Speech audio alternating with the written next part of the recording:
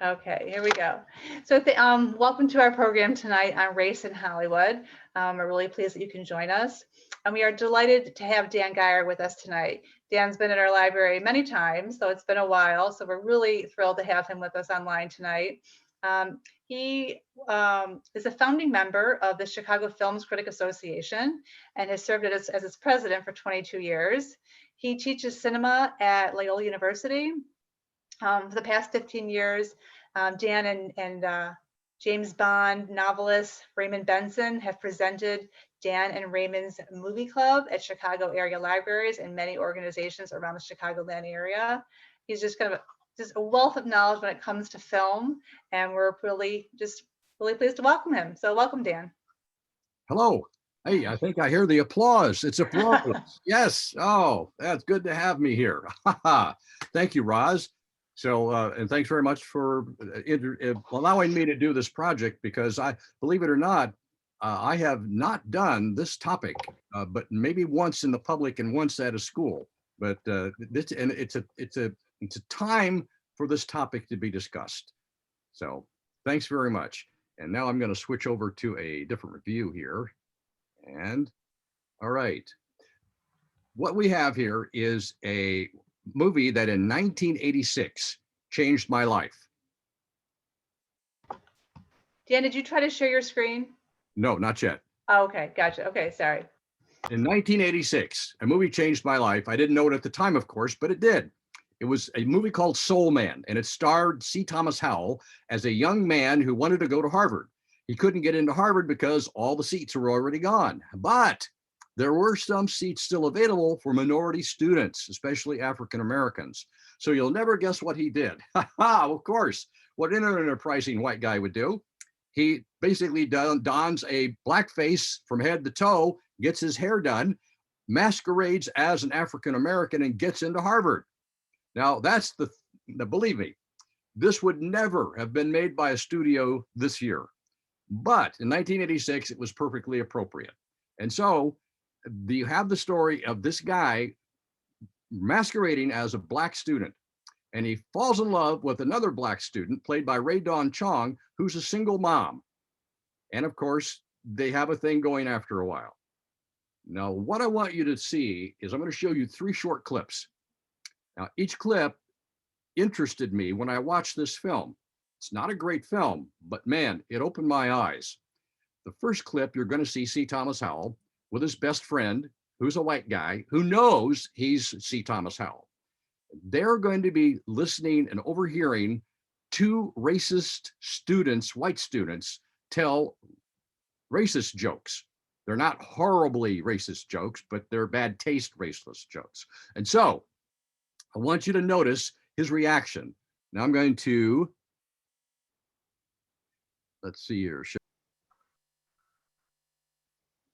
I'm glad I'm not getting graded on this.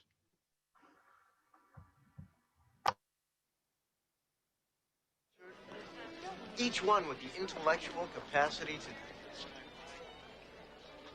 She's not wearing a sweat, is she? 10 black guys and 1 white guy. What do you call the white guy? I don't know. Quarterback. You got 1,000 black guys and 1 white guy. What do you call the white guy? I give up. What? Oh, sorry. Look, no offense, really, just a joke. Hey, no problem. Yeah. Funny guys. I like them. What are you gonna do? All right, what are you gonna do? Okay, well, now in the next segment, later on in the movie, C. Thomas Howell has fallen in love, as I said, with a black young single mom, and he is beginning to get an appreciation for black culture. He's beginning to assimilate into that ideology, that culture. And so the next time he meets the white racist joke crackers, here's what happens now.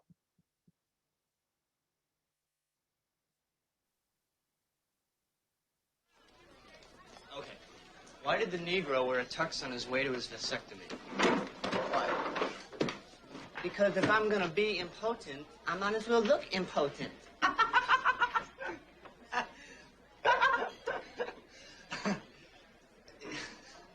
no offense, right, pal? Whoa, that's what you call a slow burn.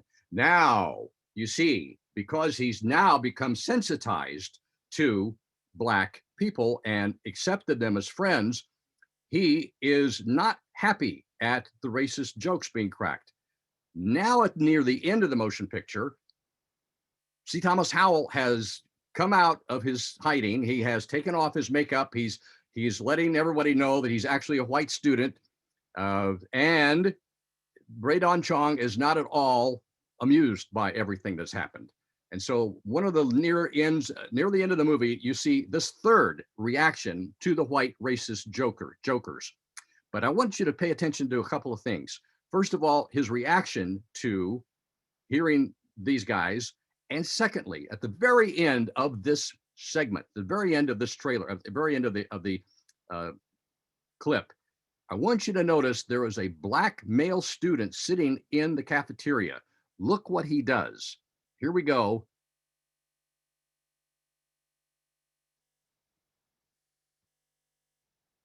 With the last segment.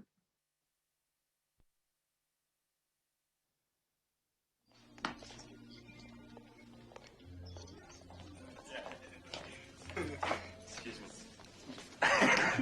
What do you call a black test tube, baby? Janitor in the job. Hey, buddy. How you doing?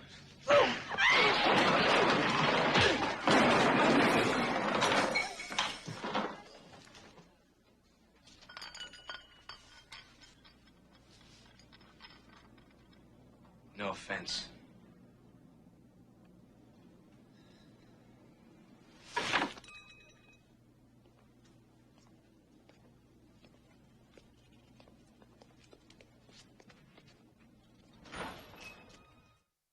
Okay, now, what did you see there at the end? What you saw was he reacted violently and beat the snot out of the two racists. But as he's leaving, there's the Black student sitting there watching. And as Thomas Howell walks by, he gives one of these. Now, this is not the only time you're going to see this gesture tonight, because we've got a couple other clips that have that same gesture in it. And what does that mean? We'll talk about that as we go along. But the thing that fascinated me about seeing this film, and I had to go back and see it again, because I thought this is really weird, because Thomas Howell gets away with this, and he gets the girl at the end, and the Harvard education, and at the end he gets the appreciation of a Black male student.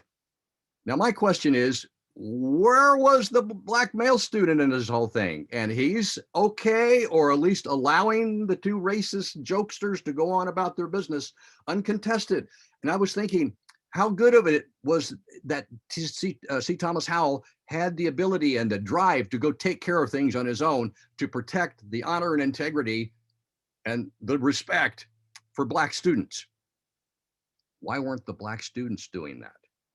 They were bystanders to this whole thing. So that got me going. Then I began to notice a progression. That was the first film I became aware of, the thing called white savior films. It didn't even have a name at that time, but that's what it was.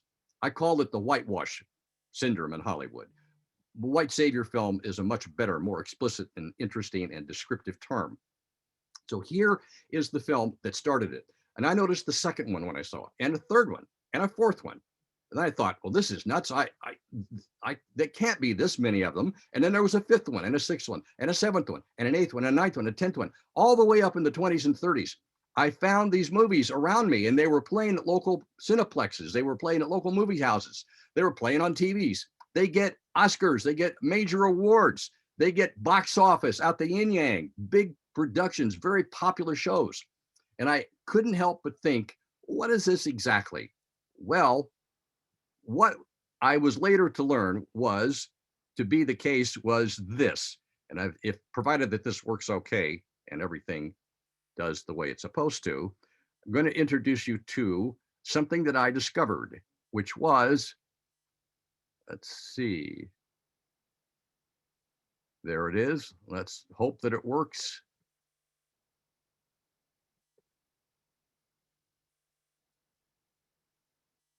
Okay. Are you seeing that okay, Roz? Yep, looks good. Okay, excellent. I like when things work well. Okay, here it is real quick. Now, don't take notes on this. There's not a quiz. Well, there might be. She loves those pop quizzes. I don't. But white saviors, how Hollywood produces, packages, and sells racism. After a few years of watching all of these films, I sat down and I started writing down the common things. There were several different elements that almost all of these films had in common. And some of them had more than others, and some of them had other different ones. But here are the 9 points about white savior motion pictures you need to hear about. And we're going to skip over this real quick because this is a bunch of stuff. Now, the 9 principles of white savior movies. I made this up based on all the observations I had made over the years, and I've refined it, and here we go. All right, number 1, the protagonist, the hero of the story, is almost always white. In fact, in all the productions that I have to offer you tonight, only one of them has an actual black protagonist. We'll talk about that in a moment. But the hero is almost always white. And for decades and decades, Hollywood defended the practice of always turning the leads into white because studios wouldn't make the movie without a white lead to ensure box office appeal. Look, they're a business like any other. And despite the fact that what I'm about to tell you looks like a racist planned thing, no, it began, and I believe sincerely, with an economic decision. You appeal to the largest group of people possible to sell your goods in the marketplace. And that's what Hollywood does. So the primary market for motion pictures going to the movies has been predominantly white. And so that's always been the excuse. Now, this has changed in recent years, but for almost a century, this was the operating rule. Now, number 2, the story chronicles the minority experience.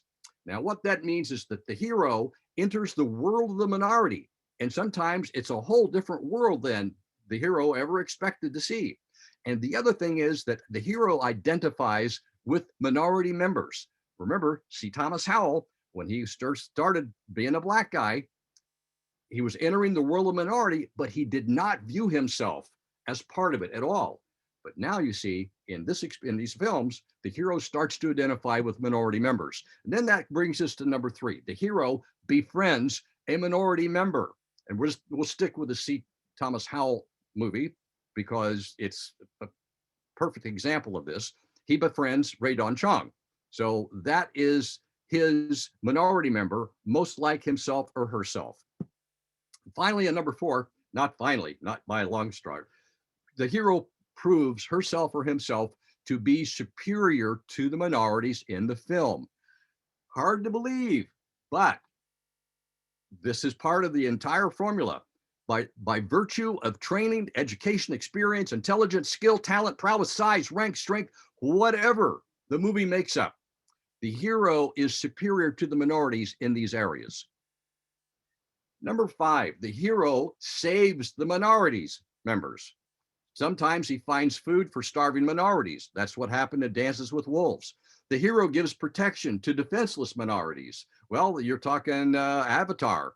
The hero provides shelter for homeless or displaced minorities. Now you're talking, what was that? Let's see, that was, it would have been The Blind Side, maybe, yeah?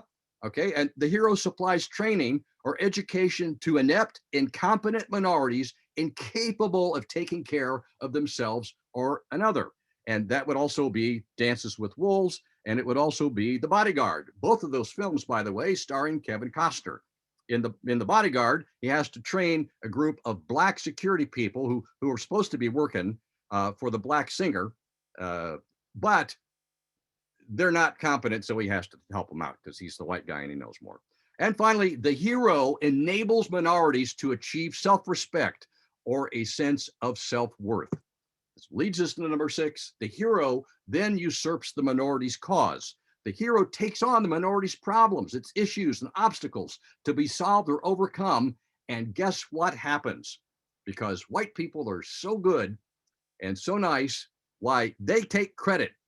Not all the time, all the credit, but a chunk of the credit, and sometimes all the credit, for the accomplishments or progress of the minorities themselves, which leads us to number 7. You know, this is called a savior movie for a reason. the hero must sacrifice himself or herself to help the minorities. The hero must suffer significant losses. These could include their income, their social standing, their respect from their white peers, of course, employment, even their marriages. In fact, Freedom Riders, the poor woman who is the white lead in that film, loses her marriage over her stand with minorities. And sometimes the hero will have his life or her life threatened and the safety of their families threatened. That happens a lot, especially in Glory Road and other films. 8, we're almost there, people, hang on. Minorities are effusively appreciative and beholden to their white savior figures. Now remember, Hollywood is catering to the white audience for the most of the decades before before 2021. And so it makes perfect sense that they would want to make the movie reassuring and cater to that large group of actual ticket buyers. And so, of course, minorities are effusively appreciative and beholden to their white savior figures because that makes the audiences feel good. And remember, Hollywood has always been in the business to placate people and to give the audience what they want. They don't necessarily want to upset anybody or cause controversy, although that does occasionally happen here and there. All right, and finally, and this is the shocker, the story in these movies is often based on fact and history. How can that be, Dan? You're asking yourself. If it's actually a true story or based on a true story, how can it possibly be a racist film? How can it possibly be a white savior? Because the racism does not dwell in each individual movie by itself. You don't just pull up Freedom Riders or a Tarzan movie or The Help or Schindler's List or any other film and say, well, that's a racist film. No, that's not where the racism lies. The racism lies in Hollywood's narrative approach by taking a huge chunk of stories, all the billions and zillions of stories that could be told, to go in and cherry pick the stories that have opportunities to have white heroes in them. And instead, so you wind up now with white savior stories being produced out of Hollywood at a rapid rate disproportionate to the stories, the same fact-based stories that are told from the minority perspective and actually have a minority as the hero. So there we are with that. Now, as an example, I want, if I can pull this up now and do it right, the example I'm going to cite for you next is a movie directed by a Chicagoan, Edward Zwick, and it is a movie called The Glory, and it won an Oscar for Denzel Washington. Now, if you remember the film and you've seen it, it's Denzel was great in it, but I have some issues. Let's take a look. Let me share the screen and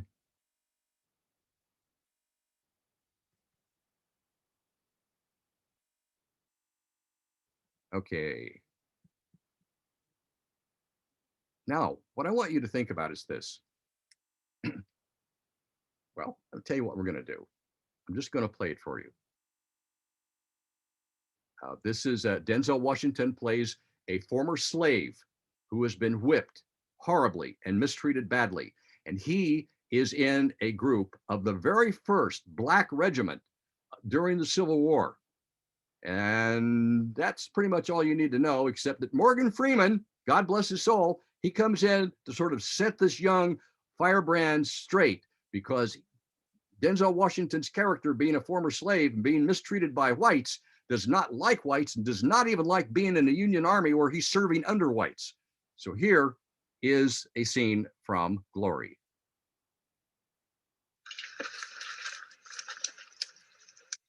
Yeah, button up that collar. In that gut. Dan, we're not seeing the picture, we're only hearing the audio. Okay. Lighten your skin, shrink up that nose. I don't have to listen to this. Where you going, boy? Let me buy. Let you buy. Hang on. Let you buy. All right. Let me tell you Share something, boy. screen. You can It's like the white man. You can talk like him. You can his songs. Here we go. Okay. All right, hang on a second. Let's bounce it up a little bit. Whoa, I love this. Okay, here we go. Suck in that gut. Tuck in them big black lips. Lighten your skin. Shrink up that nose. I don't have to listen to this. Where you going, boy? Let me buy. Let you buy. Let you buy. Let me tell you something, boy. You can march like the white man. You can talk like him. You can learn his songs. You can even wear his suits, but you ain't never gonna be nothing to him but an ugly ass chimp in a blue suit. Oh, you don't like that, do you? No. Hmm? Well, what we gonna do about it? You want to fight me, boy? Huh? What you gonna do about it? You want to fight me, don't you?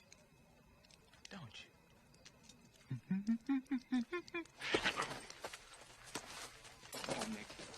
All right. Hey, get your hands off me, grave digger. Damn it.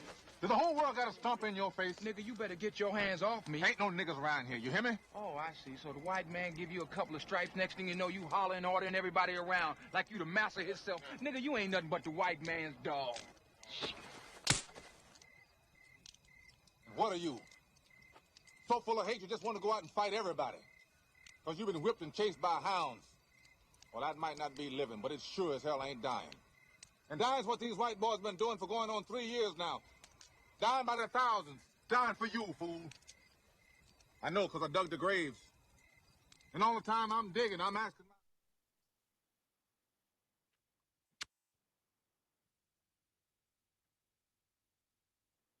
Okay, now, what a movie this is going to be, right? Watch that film. Denzel Washington, a tormented character.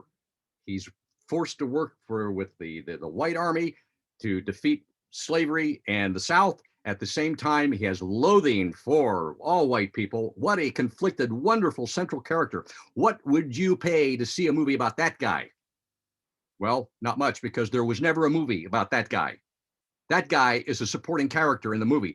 The main supporting character, the main actor, the main hero in the movie is played by Broderick. The Broderick.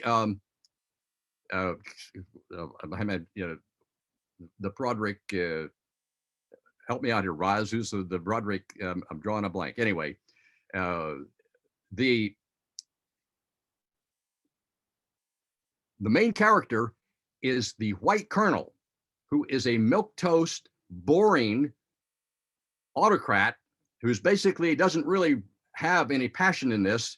Matthew Broderick. Hey, thank you. Andrea, you rock. Okay. Brain farts, they happen a lot when you're late at night and you don't have enough of this stuff to keep you going. Okay. And so Broderick plays this very milquetoast, very white colonel. And he is, like I said, he's a boring character, but he's the main guy because he's the guy who puts together the ragtag team of the first black battalion in the Civil War history and history of the Americas to have a black unit like that in military service. And so instead of the interesting, fascinating character that Denzel plays, who would have been electric to have that story be about him, he is a supporting character in a movie who the hero is a boring white guy. All right, that's one thing. Next up, we're going to be looking at a movie called Mississippi, A Ghost of Mississippi. Now, in Ghost of Mississippi, this stars Whoopi Goldberg as the widow of Medgar Evers, the slain civil rights martyr who was killed in the 1960s. And it's his story. It's basically supposed to be his story. But Rob Reiner was approached by the studio to direct it. They said, we got this story. It's about Medgar Evers, shot down in his parking lot, in his driveway one night, coming home from work, and we want you to direct it. Now, Rob Reiner, who did Princess Bride, a bunch of other films, looked at it and said, I don't know if I'm the guy to do this. I mean, I don't really know much about Medgar Evers and this stuff, and I just don't feel comfortable in it. And the studio said, hey, no, don't worry about it. the movie, he's not the hero of the movie. The hero of the movie is actually a white character, a state's attorney, a district attorney, who is trying to convict the man accused of murdering Medgar Evers. And so the movie's really about Alec Baldwin, the white attorney. Well, Rob takes a look at it and goes, hey, I can do that. And he did it. So what did he do? He directed the film, Ghosts of Mississippi. Again, Alec Baldwin plays the two-fisted, honorable, great white hero who's going to put away the man who killed the civil rights leader. Now, what I want you to do, I'm going to show you two clips. The first clip is going to be, well, what I'm going to do is to show it to you, and we'll talk about it. Now, Whoopi Goldberg is in the office with Alec Baldwin, and they're discussing how the trial is going.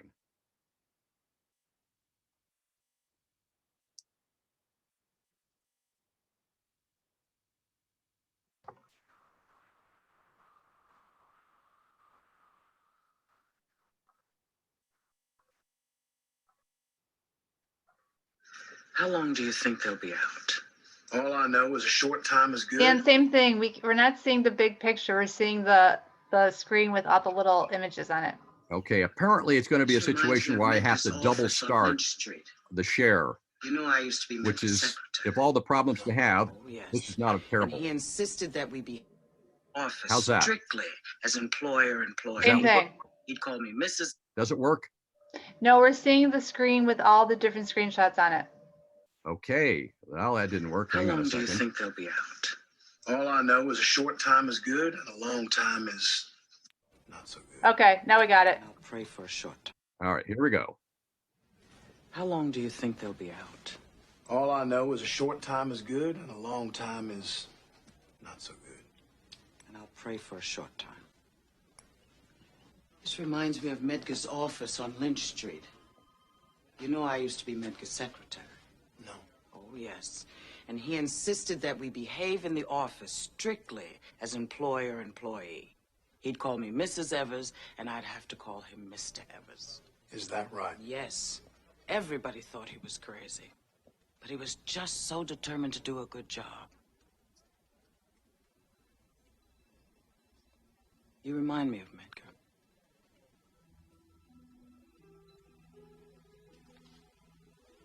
Thank you, ma'am. Would you like a cup of coffee? No thanks. Okay, well, what did we see there?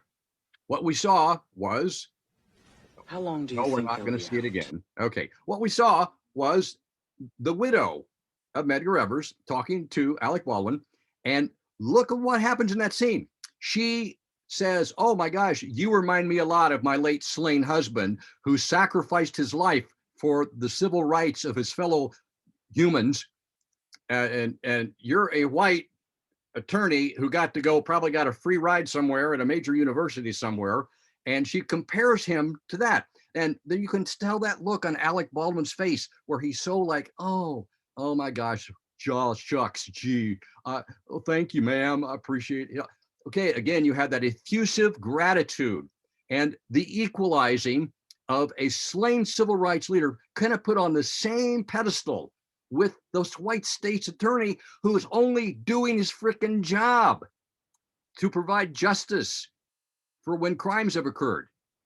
And so that is a clue that we're dealing here with a cultural invisibility, which means that, you know, we're all part of the culture we live in, whatever culture we're in. And sometimes we fail to see, fail to understand it, and we're not aware of how we're trapped in a political, socioeconomic bubble, and we're only reusing the arts to reinforce what we fundamentally believe. Not what blacks and other non-white audiences believe, but what white audiences, the ones who buy the majority of tickets, believe. That, gosh, white people sure are nice and good. And some of them are, many of them are. But that's not the point here. So now I want you to pay attention to the ending of this next clip. It is a throwback to what I asked you about in the third clip that we showed. if I can get it to,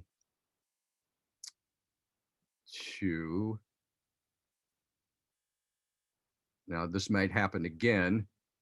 This is at the end of the movie where they have succeeded. And I want you to notice how both the attorney is treated and also the last guy who you see on the screen. And okay, are you seeing this, Roz? Oh, we still see the screen with the little images. Okay, so I'm going to stop sharing. This is look, I got to be honest, every Zoom program I've ever worked with has its own little quirks, its own little things you got to learn how to do. So here we go. I'm going to try it again, screen share again. And how about that? It should be good, I think. Yep. You got good. it? Yep, good. Yes, okay. I'm so appreciative when technology works right. Here we go.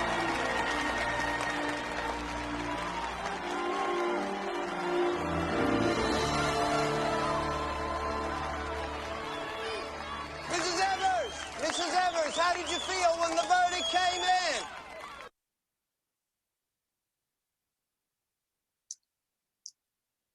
Uh-oh. Hang on a second. Medgar, I've gone the last mile of the way. I've gone the last mile of the way.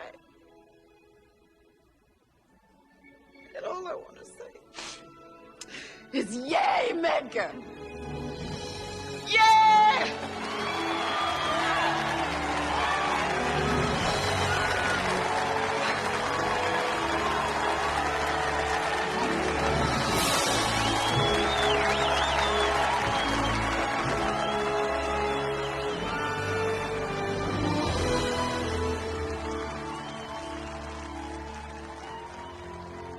Whoa, wait a minute. Let's go back and see that again. Oh, wait a minute. One more time. Okay, there you got it, you see. Let me get out of screen sharing here. And okay, so there you got it. Remember that? And the third thing I said, watch the guy, okay. That's another one of those things where you've got the nodding approval of a representative member of the minority, talking about, basically endorsing the good actions done by the white hero. Now, if you noticed in the scene that even though this was supposed to be a moment for Mrs. Evers to talk about the victory and what it meant to her, the camera keeps cutting back to close-ups of Alec Baldwin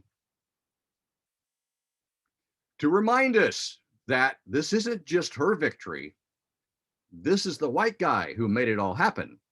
And so this is the kind of treatment that we see in most, if not all, of the so-called white savior motion pictures. So what do we make of this? Can it be possible that some motion pictures are so over the top and so open about their white saviors that they carry it a few notches too far?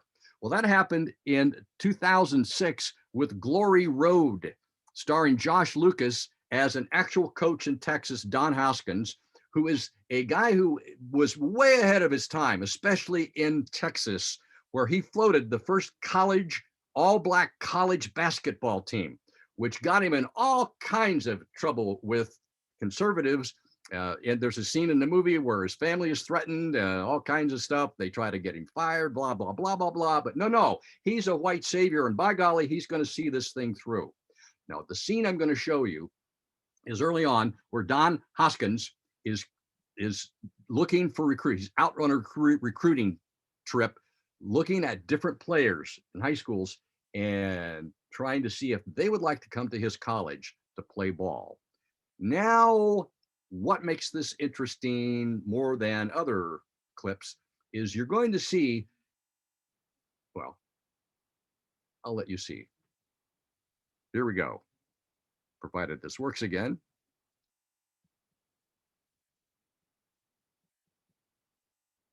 And there is some inappropriate vulgarity a couple of times, nothing huge, but just be forewarned, there's some racial epithets, so hang on. Remember, this is a time period. Can you see that, Roz? Nope, not yet. We're still seeing that same screen. Okay, well, see, I'm already playing it. I have to stop it. So this thing is, you gotta jumpstart it twice for it to work. Now we know. There we go. I think it's gonna be okay.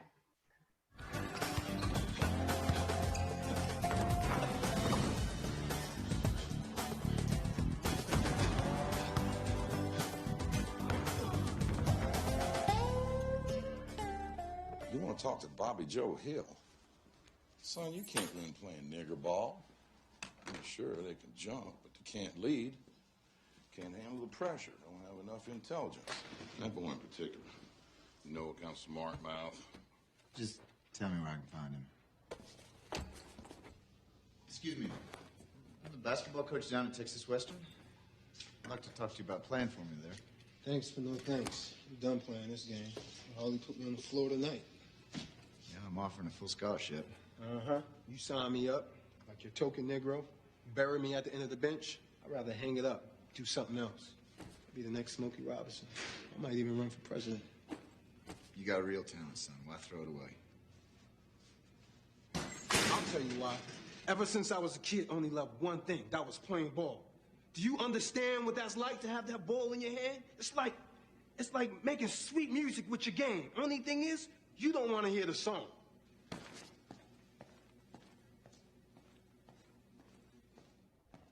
You talk a good game, Hill. But I didn't come here to find a player I could sit on the bench. I intend to start you. Start NCAA Division I ball. What is it with you, mister? I've accepted it. What are you smoking? I ain't smoking nothing, son. Now, you just told me about a big old dream you have. I can let you play. I can help you make your dream come true faster than a twist you'll take your socks off.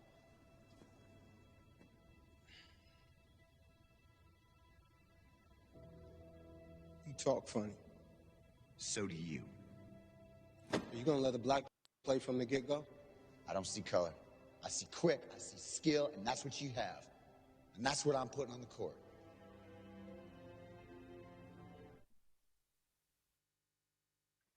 Okay, now, good pitch from the coach. But notice there, the choice of words and how he approaches things. He says, you guys, you had this big dream to be a basketball player, and I can make your dreams come true faster than a twister takes your hat off, or whatever that phrase was, Texas phrase, no doubt. But there you got it. You got the white character, the white hero, laying it out that he has almost godlike powers to change people's lives. And there you go. So you see, you take all of the films that we're talking about, and again, admittedly, if you take each individual film by itself and analyze it and look at it, it's it's actually based on true blood, yeah. But start looking at the big picture, and you get to see a different picture than what you see with just watching one film. And so that is the case where you've got a white hero who realizes he's got the power to help minorities, and goes with it. Next up, I am going to show you one of the most peculiar and perhaps my favorite in terms of it being a great example, my favorite example of a white savior motion picture. It came out in the year 2000. It's directed by George Tillman, a Chicago director, by the way, and produced by Robert Titleman, who's also a Chicagoan. And they did Men of Honor, starring Cuba Gooding Jr. as Carl Brashear, who was the United States' first deep sea Navy diver. He broke the color barrier in the Navy for deep sea diving and had a terrific career. Now, in this motion picture, he traces his humble beginnings from the son of a sharecropper, all the way through the academy, all the way through a distinguished career in the Navy. And then he runs into a character named Billy Sunday, who is one of his commanding officers. It's actually not an officer, but one of the trainer. And he's played by Robert De Niro. Now, Billy Sunday, some of you might remember. I don't think anyone's been around that long to remember Billy Sunday back when he was a preacher in Chicago, but he happens to have the same name, Billy Sunday.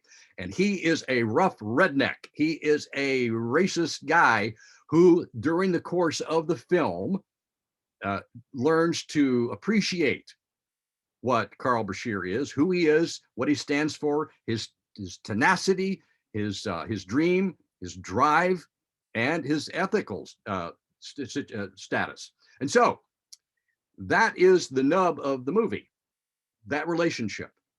So here is the scene where Robert De Niro, as Billy Sunday, is basically in charge of a detail, a test, where all of these young Navy guys are going to be in deep sea diving outfits, and they're supposed to assemble. They're going to have tools and stuff dropped to the bottom of the ocean, just off the wharf there, the bank, rather the wharf, and they're going to go down and assemble this thing and come back, and then they get graded on how well they were supposed to assemble this thing. That's a test.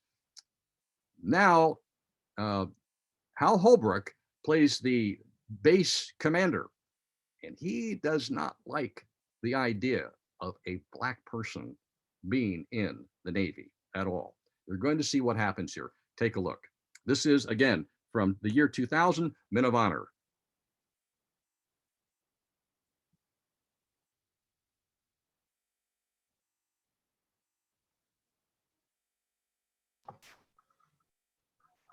Anything? Not yet. Oh, okay. Let me stop share and share it again.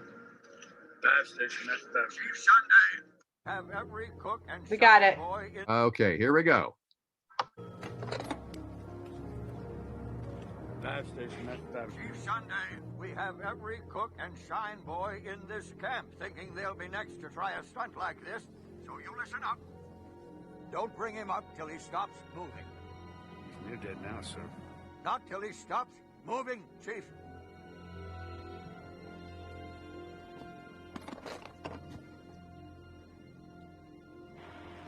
Give it up, Cookie. You go in the shock down there, you might not wake up. Come on now, this ain't worth dying for. My name is Boatswain, second class. Carl Bashir. I am a Navy diver.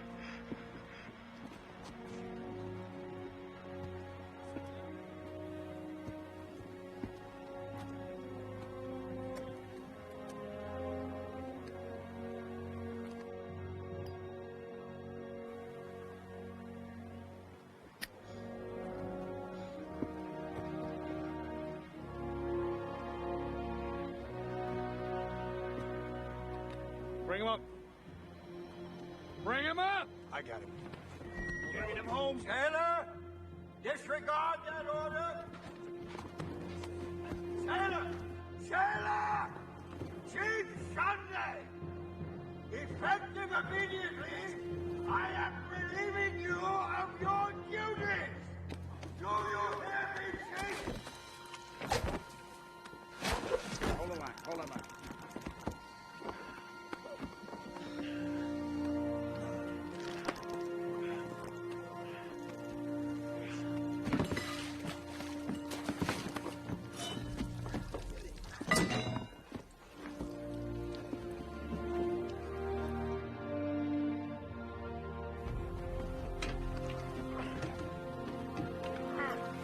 Come on, Bashir.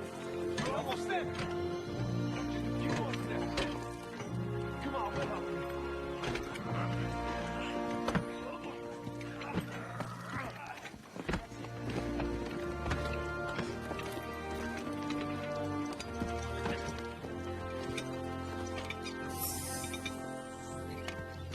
Coming up.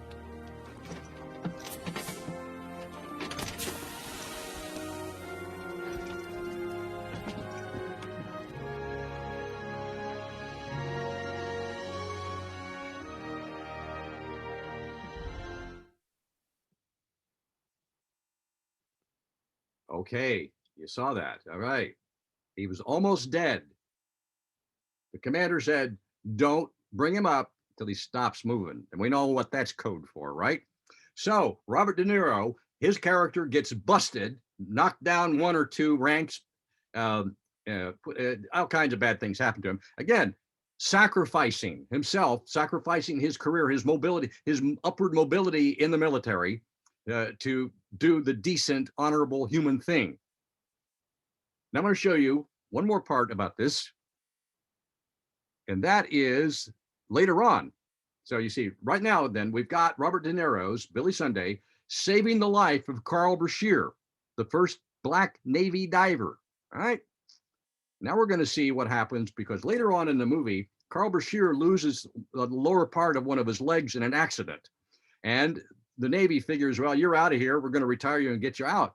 But he puts on a prosthetic leg, Carl Brashear does, and goes on with his career, demanding that he finish his career with the prosthetic leg. This throws the Navy into an uproar. And so they bring him in for a hearing to see if he can continue his career or he's going to be automatically sidelined, retired, put out to pasture. Here's what happens in the courtroom when this pivotal moment happens. And you know what? Just when things are looking bad for Carl Brashear, guess who busts in the door of the courtroom? Yes, you're correct. It's Billy Sunday, and he's here to save the day. And here's how he does it.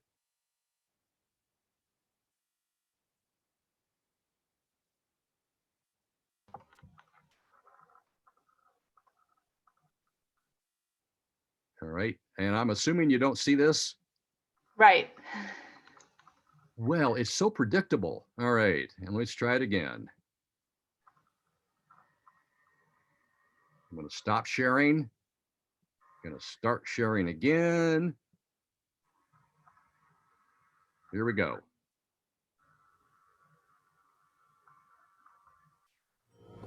Nope.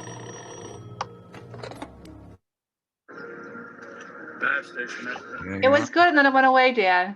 I know. Hang on. In this camp, thinking they'll be a stunt like this, so you listen up. Don't bring him up till he stops moving. Okay. Let's try this one more time.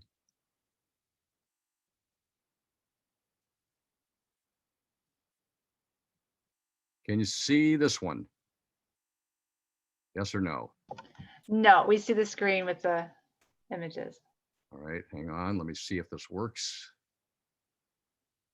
Yeah, okay. All right, I got the right clip. Let's see if we can get it coaxed out of its shell. This should work. What do you say? Yeah, looks good. All right.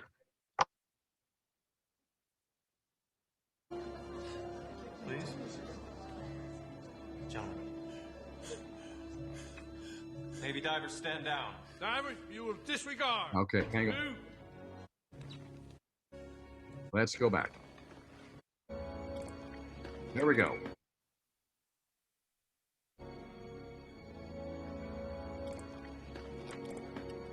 Square that rig and approach the rail.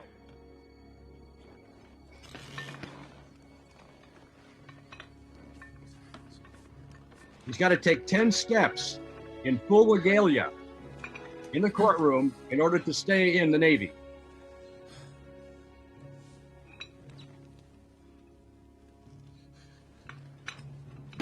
One.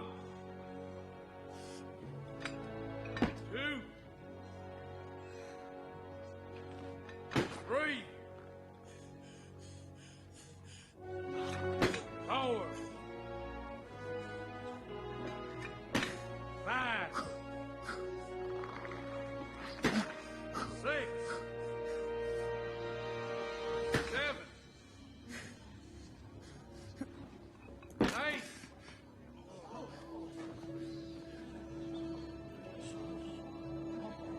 Gentlemen, his leg. Please. Gentlemen.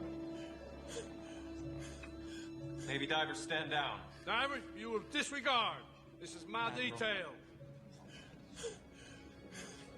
God damn it, Cookie. Move your ass. I want my 12.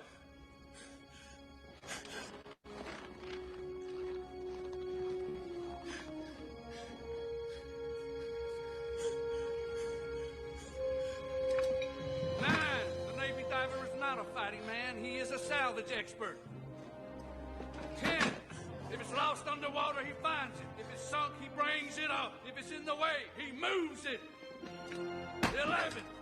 If he's lucky, he will die young 200 feet beneath the waves, for that is the closest he will ever get to being a hero. Hell, I don't know why anybody would want to be a Navy diver. Now you report to this line, Cookie.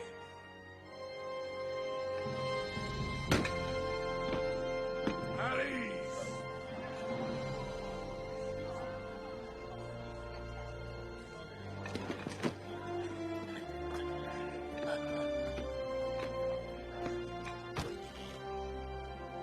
This one had that diver.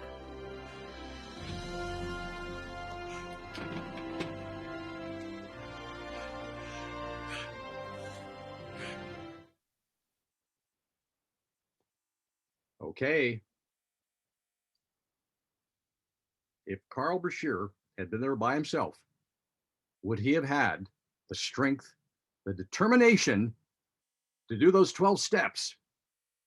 Probably not, because see, he didn't have Robert De Niro there to encourage him on, to be his cheerleader, to demand that he come up there and take care of those 12 steps and save his career, because he can't do it on his own. He's got to have a cheering squad.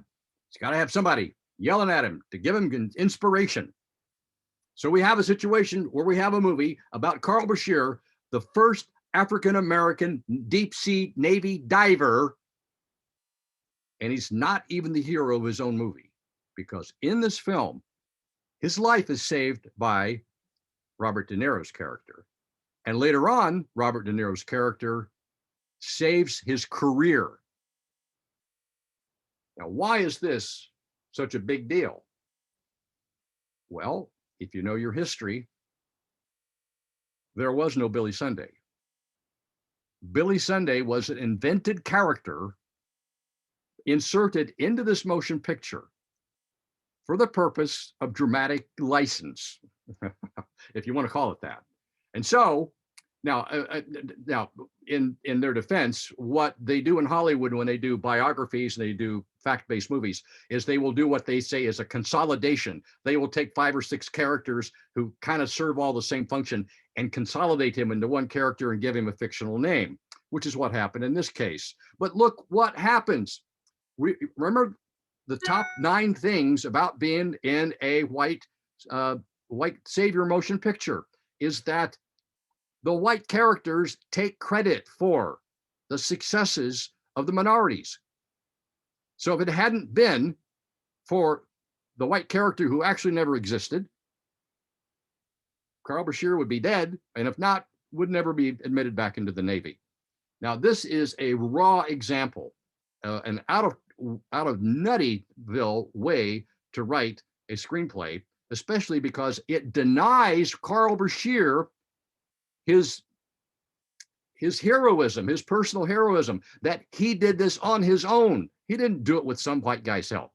And so this is a wonderful example of the white savior motion picture with a cherry on the top. And the cherry is this, and it's not a good cherry. The cherry on the top is that George Teitel, the man who directed it, and the director and the producer who did it, Robert Teitel, they're both African-American. Now, I wrote a review of this motion picture when it came out in 2000 and thought nothing of it. Then a couple of years later, the director and the producer of the film were in Chicago doing something else, and I was supposed to do an interview with them. I met them, at a bar on Rush Street, and had drinks with them, and we were doing some interviews. And then we talked about this film, and I said, well, what I thought about it. And Robert Teitel looks at me and he says, "Oh, you're the critic. You're that guy." And I pretty much knew. I said, "Yes, I am. I was that guy who wrote that review." All right. This is called cultural invisibility. Cultural invisibility, the inability to break out of your cultural socioeconomic bubble and sort of see things outside that bubble. And we're all victims of it. I'm a victim of it. I think other critics are victims of it. And so if I leave you with one piece of information tonight, if I can leave you with anything to think about or to talk about or to take away from this presentation, it is simply to increase your awareness of what the motion picture you're watching is stuffing into your ears and stuffing into your eyeballs. Because sometimes things are not what they appear to be. And your entire shift, your entire world view on these movies changes if you are not white versus how white audiences respond. And there it is. Is there, and I get this question asked a lot, and we're wrapping it up right now. We're going to open up questions for anybody, but I'm going to leave you with this.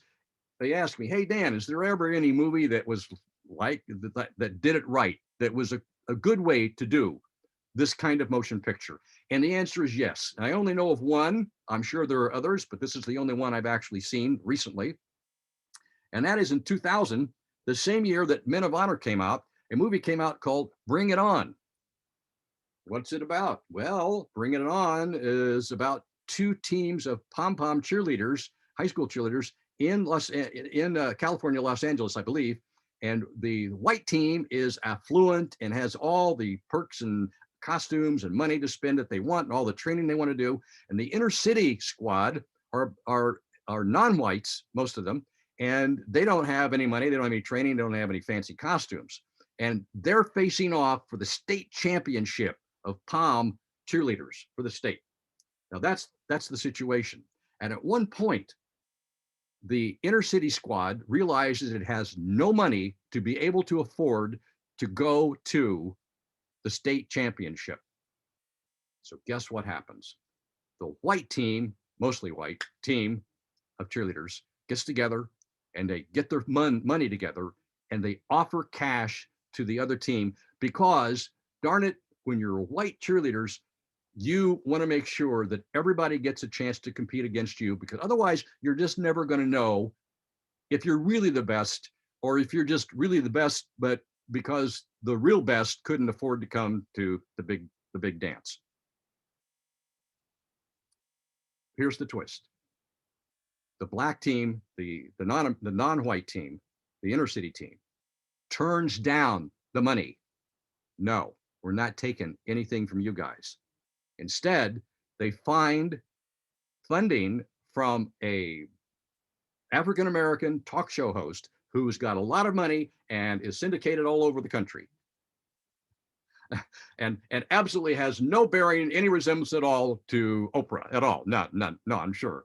And so that's what they do. They go out and they find the money themselves. They get the money and then they compete, and you'll never guess who wins. I'm not telling you because I'm not that kind of critic. We don't blab. But that is the one movie that did it right, because they were tempted to go. They almost went the way of the white savior movie and then said, no, we're not going to go there. Not going to do it. Nope. And came back and ended up on a note where both teams are able to compete and both teams knew that they were up against the best of the best. And that concludes my program tonight. I'll open it up for questions if anybody has any. And Roz, it's yours. Hi, Dan. Thank you so much. And for sticking with it, even when the technology was like, could have really thrown somebody for a loop. So thank you. I know it's not easy. So let's see, we do have some questions. And one of the questions is, are you seeing a change in Hollywood in terms of the production of movies that feature white saviors? It's changing. It is. I mean, you can't live through this, the 2020, 21, and the Me Too movement and the Black Lives Matter movement. No, we have had, white culture has had its brain exploded in terms of awareness that the things they never thought about. Imagine what has happened in the past year. Look at how we responded to what I'm sure was a mystery to the entire non-white population of the United States of America, the hero worship of white slave owners in the South, and the how can I put it? The idea that these guys tried to overthrow the United States government and failed, by the way, thankfully, but they're revered as heroes. I'm sure that there's a whole cluster bomb of stuff that we could talk about all night. And we've already lived through it. We've already seen it happen. But no, things are really, really changing. But the big conjunction is but.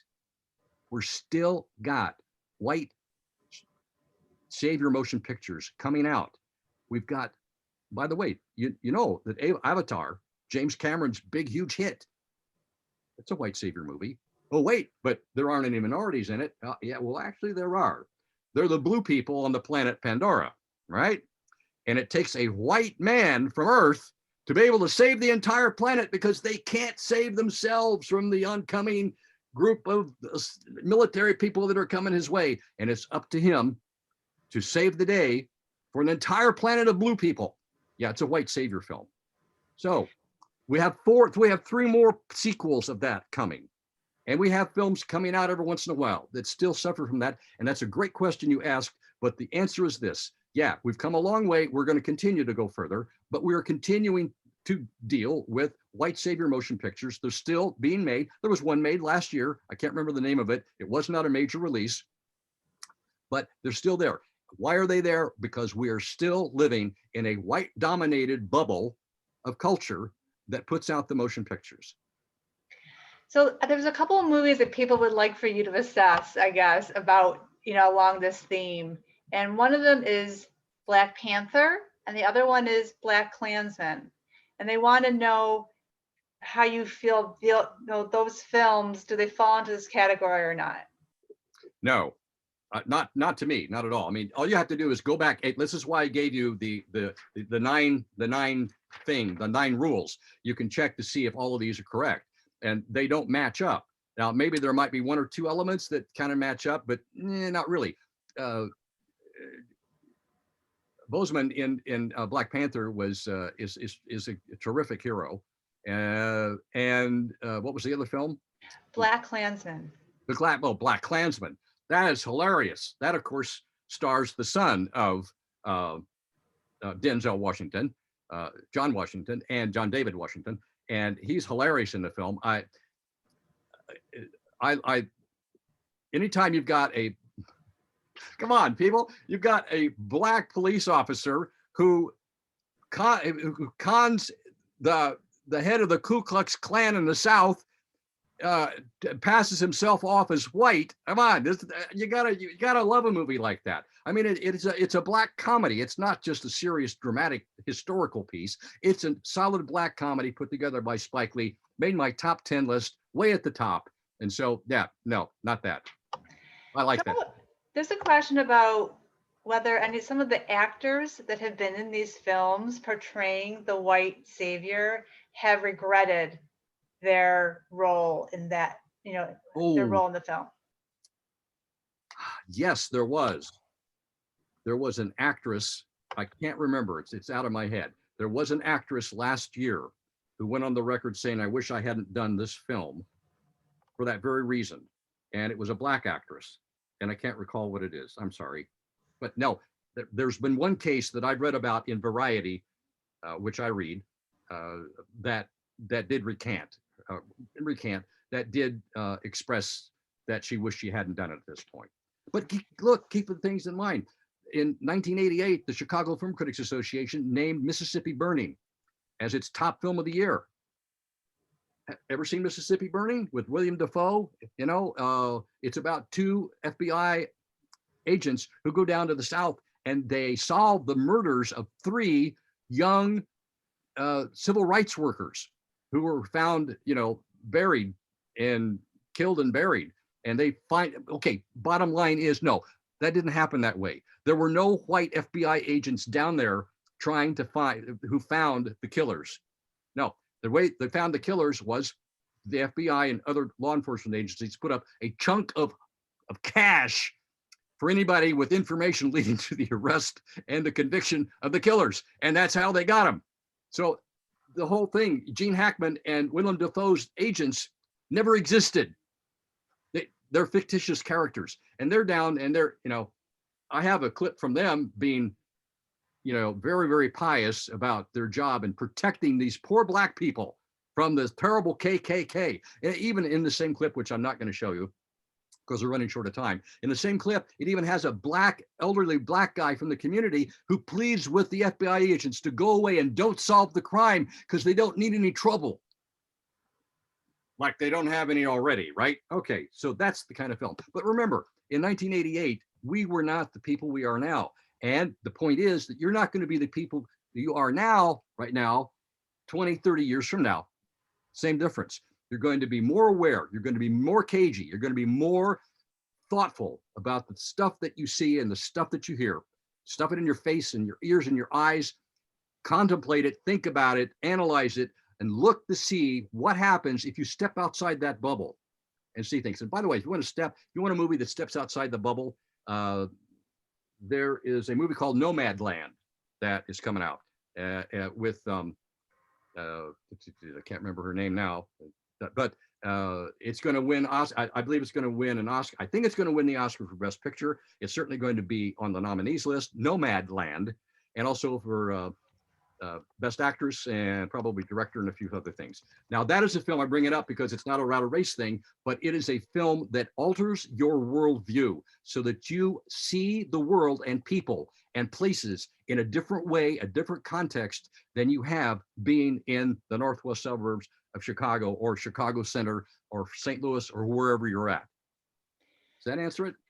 Yeah, well, we have a couple of people who mentioned that they think that Viola Davis regretted being in The Help and her role Yes, in it. I think that's it. Yes, yes. But the thing is, I think what we were talking about was something a little different. I think the question before was, to any of the white actors who played the role of the white savior in the film regret?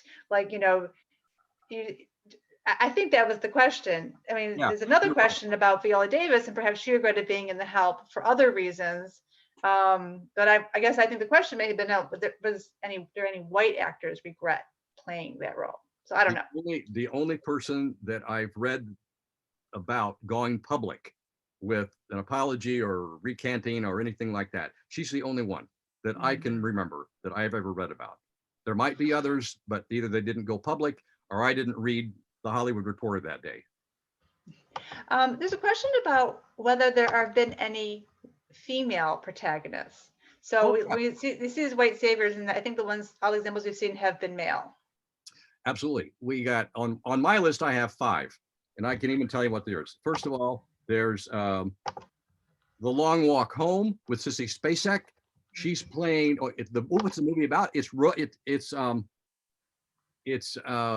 Whoopi Goldberg again playing a Rosa Parks character. It's based on the Rosa Parks story. She doesn't have the same name, so they have dramatic liberty. But she's the Rosa Parks. She goes to these meetings with her fellow protesters and black activists, and she can't get to her meetings because she has no car, because she has no, she can't get a car.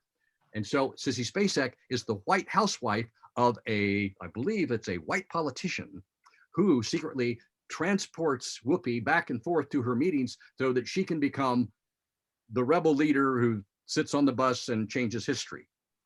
So that's one case. The other case is The Blind Side, which is more recent, and by the way, won an Oscar for Best Actress, Sandra Bullock, for playing, again, a real life woman who took a poor indigent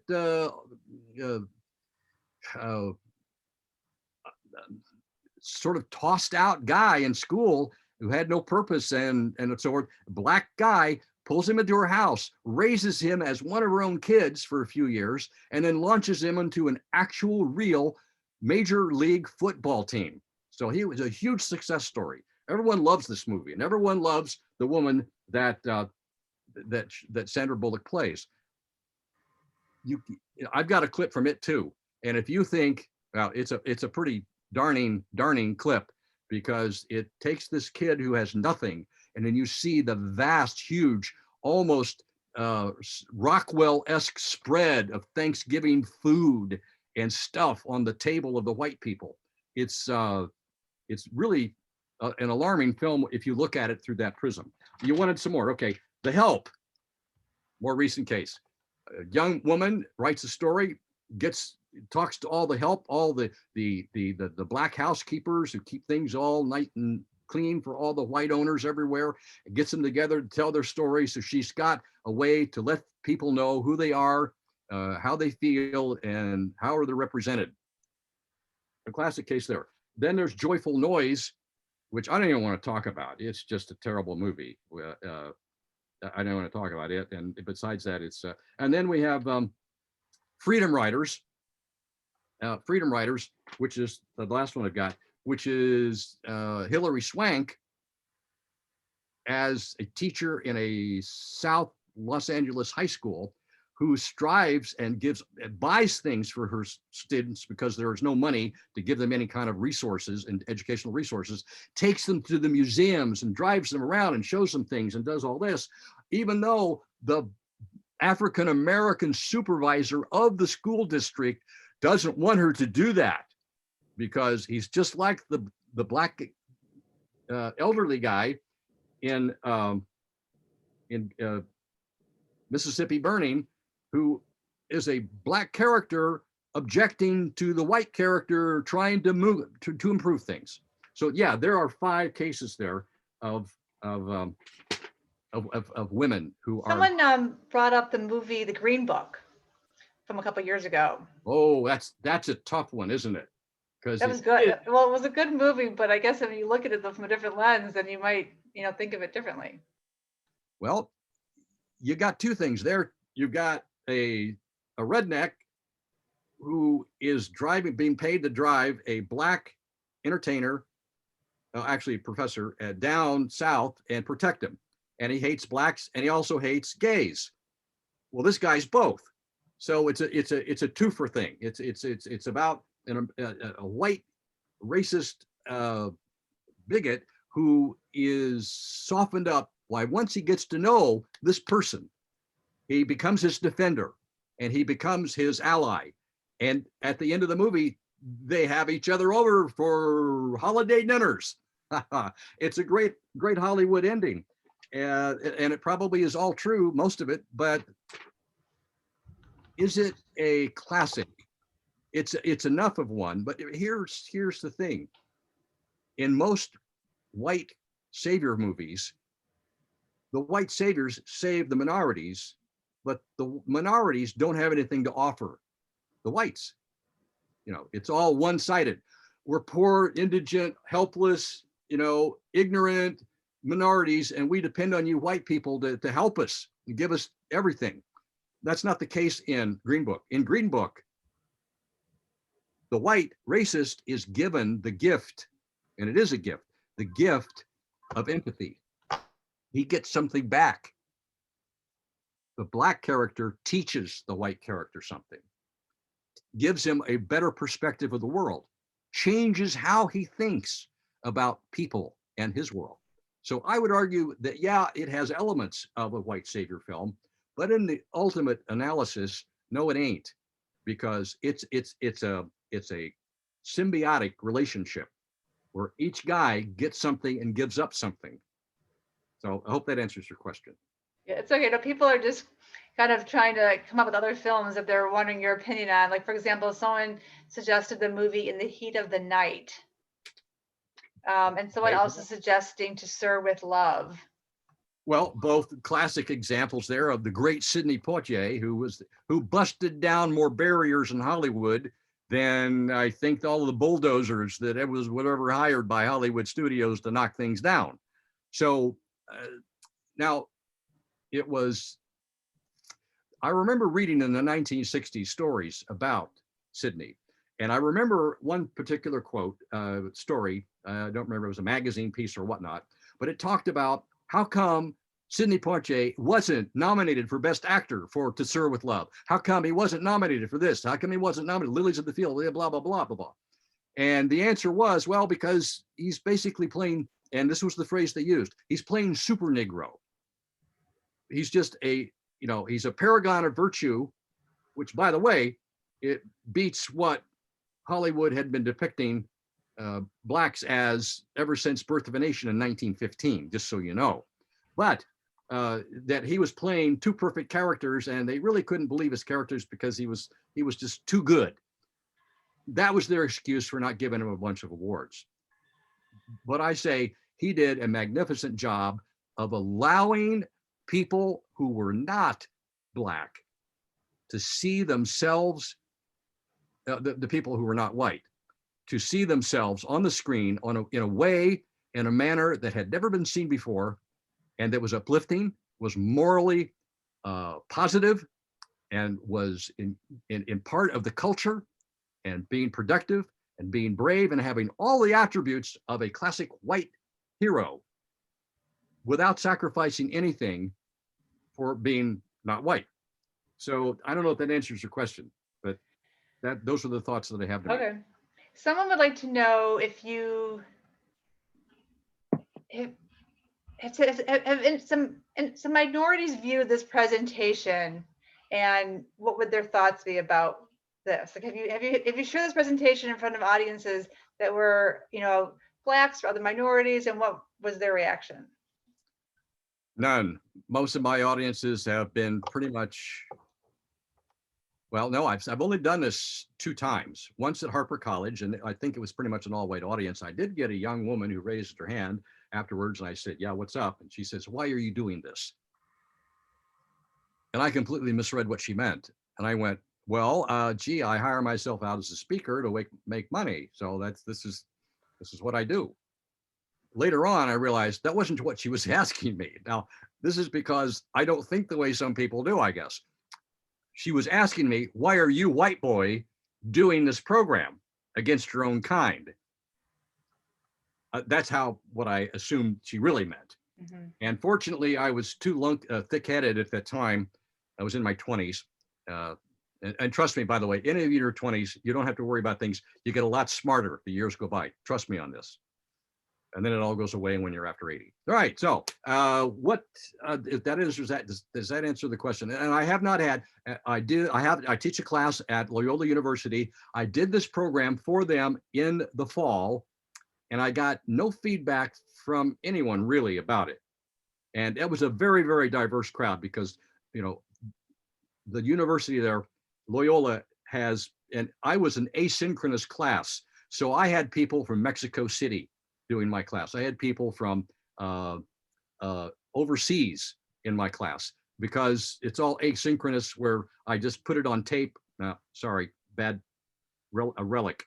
Put it on a recording, put it up on the website, and then they look at the lectures as they see fit. But I never got a single thing back from anybody about it, which is good, because trust me, today's students, if something really POs them, they let you know. So as long as, and by the way, if somebody is PO'd by anything I say or do, that's okay. This is a marketplace of ideas. The number one thing that a motion picture or any arts critic can do, the highest form of service they perform, isn't to give their opinions about stuff. And it's not to be right. The highest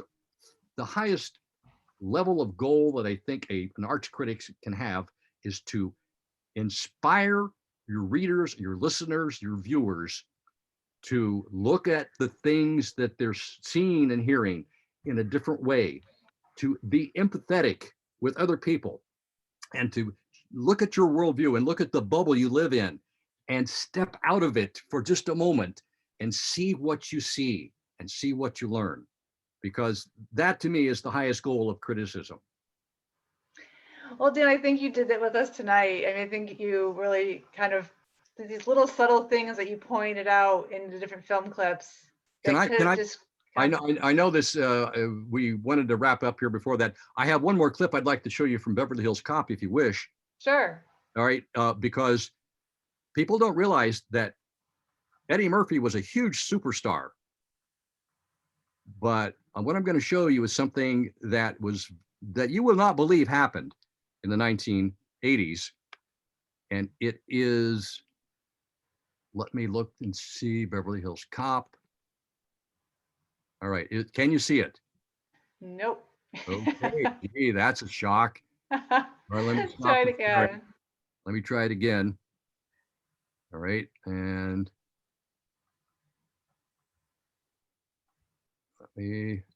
Beverly Hills Cop. Let's see if it works. How about that? Does that work? Nope. No. Okay, we're going to do it one more time, and if it doesn't. Okay, try one more time. Yeah, we're going to do it one more time, and if it doesn't work, well, we'll just kiss it off.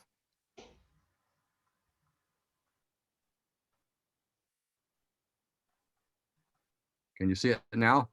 No, I'm sorry. We can't. All right, now wait a minute. I'm not done yet. I will not give up here. Hang on just a moment. I'm going to go share it and I'm going to get rid of some screens.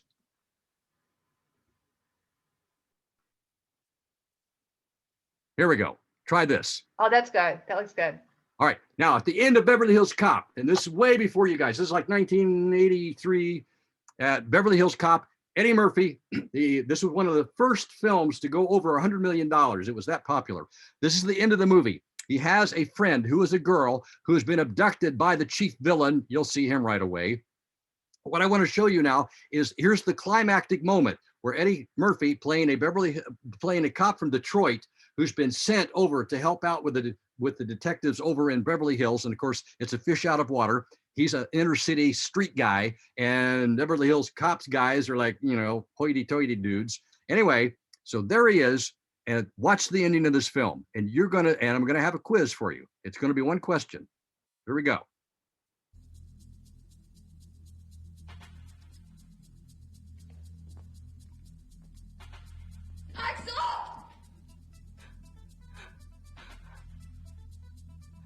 Be careful, old boy. You might hit me.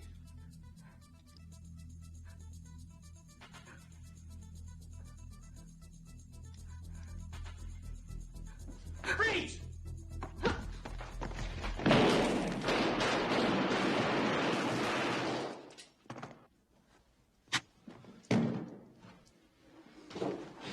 Okay, that was it. All right, what did you see? What did you hear? Raj, you want to handle this one? Does anybody want it? What did you see that was interesting? What did you notice? Because if you start looking at motion pictures with a truly critical eye, things open up for you and you notice stuff. Well, I don't know if anyone's putting anything in the chat, but so it seems to me that he couldn't handle it on his own. He needed like the white cop as his backup, right? As late as 1983, you could not allow a black actor, even someone of the magnitude of SNL star Eddie Murphy, to kill a white bad guy. So you had to have his sergeant come up behind him and shoot the first bullet so that you could say, well, Eddie Murphy didn't really kill the white guy because the first bullet from the white supervisor actually killed the bad guy. And Eddie just helped out to make sure he was dead. That's where we were as early as the 1980s. So we have come a huge, long way until that time. And all I got to say is I'm very optimistic that we're going to go even a longer way. The more and more and more that we keep in mind the Me Too movement, the Black Lives Matter, and all the other things that we have yet to discover that we have been ignoring, disrespecting, or downplaying because we are stuck in our own little bubbles. Well, thank you, Dan, for just kind of opening our eyes. I'm sure that we will all be looking at these films that we're seeing now. I know we're all watching a lot more movies these days, just kind of with a different lens. So just thank you so much for kind of opening our eyes a little bit. So thank you to everyone for joining us tonight. We hope that you enjoyed it. I see lots of nice comments in the chat. And Dan, if you want to scroll through those, it's nice to see how people enjoyed your program. And Dan, thank you so much for joining us again. I really appreciate it. It's always so fun to learn from you. So thank you. I just hope I don't have my car tires slashed when I get out into the garage. Nope, not here. Okay. Thanks.